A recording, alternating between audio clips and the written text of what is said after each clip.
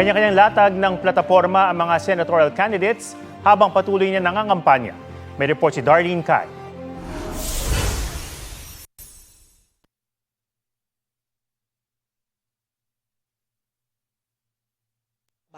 Nagpaalala si Senator Bongo sa motorcade sa Pasay na unahin ang kalusugan sa gitna ng init ng panahon.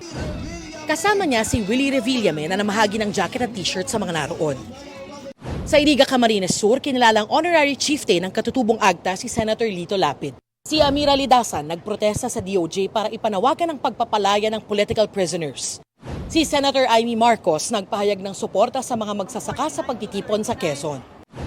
Sa Maynila, kinilala ni Lisa Masa ang ambag ng kababaihan sa pagbabago ng lipunan.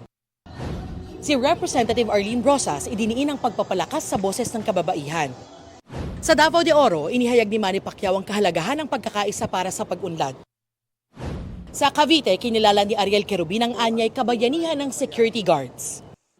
Sa Antique, binigyang diin ni Danilo Ramos ang pagpapalakas ng local rice industry. Pinahalagahan naman ni Ronel Arambulo ang mga mangingisda sa Panay Island. Si Congresswoman Franz Castro binigyang diin ang kahalagahan ng kabataan ngayong eleksyon.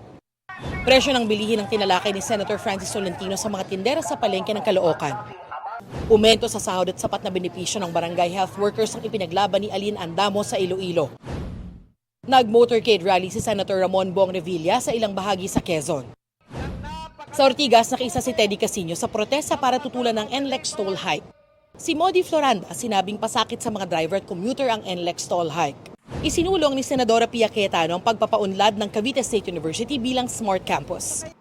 Patuloy naming sinusundan ang kampanya ng mga tumatakbong senador sa eleksyon 2025. Darlene Kai, nagbabalita para sa GMA Integrated News. Huwag magpahuli sa mga balitang dapat niyong malaman. Mag-subscribe na sa GMA Integrated News sa YouTube.